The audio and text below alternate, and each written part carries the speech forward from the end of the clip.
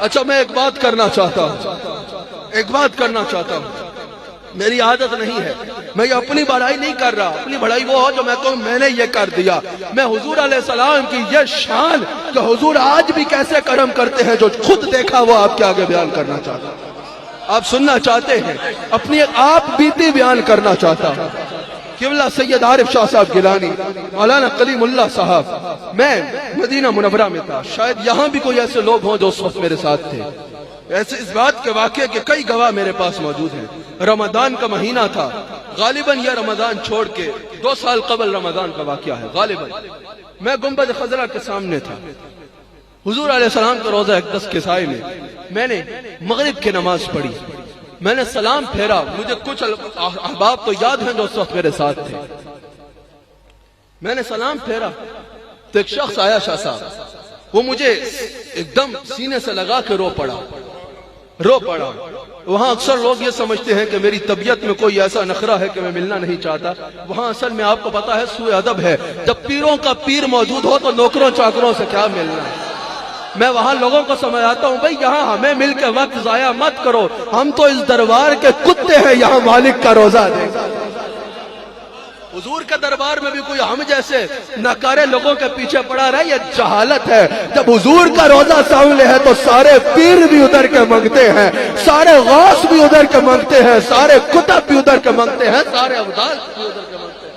خدا کی قسم مسجد نبی کے وضو خانے کو کوئی صاف کرتا رہے اس کو مقام غوثیت بھی مل جائے۔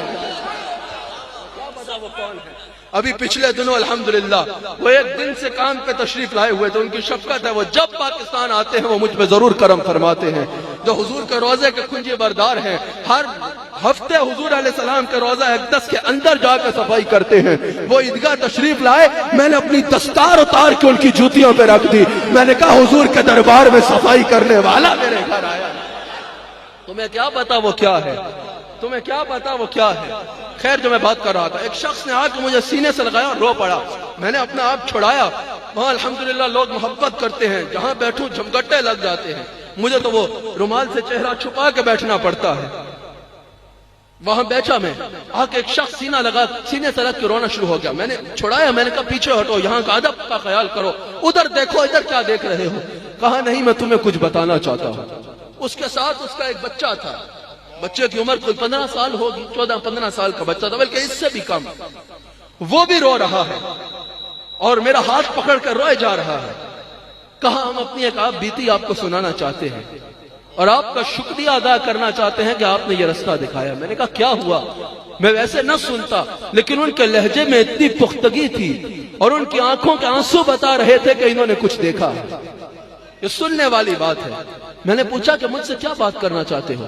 کہا ہم آپ کا ٹی وی پہ بیان بڑے شوق سے سنتے ہیں، ہمارا یہ بچہ ہے، اس کو بلڈ کینسر، اور ڈاکٹرز نے کہا کہ اس کا 1 ہفتہ ہے۔ یہ میں اپنا نہیں بتا رہا، اس میں میرا کچھ بھی نہیں ہے، پورا واقعہ سن لیجئے گا، یہ میں مدینہ پاک کا بتا رہا ہوں کہ میرے آقا پہ آج بھی کوئی اعتماد کرے تو کیا ہوتا ہے، یہ حضور پہ اعتماد کا صلہ بتا رہا ہوں۔ کہا کہ ڈاکٹرز نے کہا تھا کہ یہ مشکل سے مہینہ کاٹے گا، یہ مر جائے گا، اس کا بلڈ کینسر ایک مقام پہ ہو تو کتنا خطرناک ہوتا ہے، اس کے بلڈ کینسر ہے، پورے جسم میں کینسر پھیل رہا ہے، یہ بچ ہی نہیں سکتا۔ کہتے ہم پریشان تھے، ہم روتے تھے۔ ایک رات یہ اپنے کمرے میں اکیلا تھا اور ٹی وی پر آپ کا بیان آ رہا تھا۔ اچانک کیا ہوا کہ ہمیں کمرے سے چیخیں مار مار کے رونے کی آواز آئی۔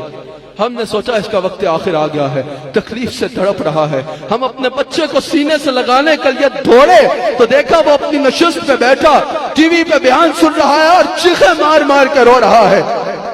اور اس وقت آپ یہ واقعہ بیان کر رہے تھے کہ حضور نے حبیب یمنی کی بیٹی کو شفا دی۔ تو کہتے ہیں کہ ہم نے اپنے بچے سے پوچھا، میری بات سننا، کہ بچے کیوں رو رہا ہے؟ کہا سنو یہ کیا بیان کر رہا ہے کہ کافر حضور کے سامنے آیا، اس نے عرض بھی نہیں کی، حضور نے کافر کی بچی کو شفا دے دی۔ میں یہ سن کے حضور سے کہہ رہا ہوں، اور یا رسول اللہ اگر کافروں کے بچوں کو ٹھیک کر سکتے ہو، میں تو آپ کا نوکر ہوں، میں تو آپ کا نوکر ہوں۔ کہا ہماری آنکھوں سے آنسو نکل آئے، ہم سارے گھر والے رو پڑے۔ 2 دن بعد ہسپتال لے کے ٹیسٹ کرایا، ڈاکٹروں نے کہا اس کو لے کے جاؤ، اس کو لاؤ جس کے خون میں کینسر، اس کو لاؤ۔ میں حضور کی محفل میں بیٹھا ہوں، میں اللہ کو حاضر ناظر جان کے اللہ کی قسم اٹھا کے کہتا ہوں ایگزیکٹ یہی واقعہ مجھے سنایا، کہا ڈاکٹروں نے کہا اس کو تو کچھ بھی نہیں ہے، اس کو لاؤ جس کے خون میں کینسر تھا۔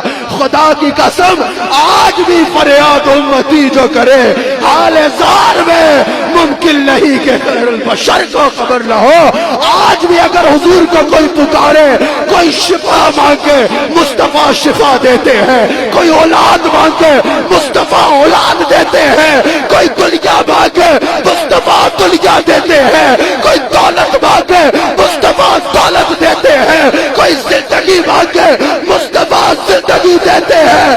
خدا کی قسم کوئی دین مانگے مصطفیٰ دین دیتے ہیں، کوئی دنیا مانگے مصطفیٰ دنیا دیتے ہیں۔ میں حلف دے کے کہتا ہوں، میں اپنے رب کی قسم اٹھا کے کہتا ہوں، کوئی جنت مانگے مصطفیٰ جنت دیتے ہیں، کوئی کاثر مانگے مصطفیٰ کاثر دیتے ہیں، اور یہ تو یہ ہے کوئی رب مانگے مصطفیٰ رب سے ملا دیتے ہیں۔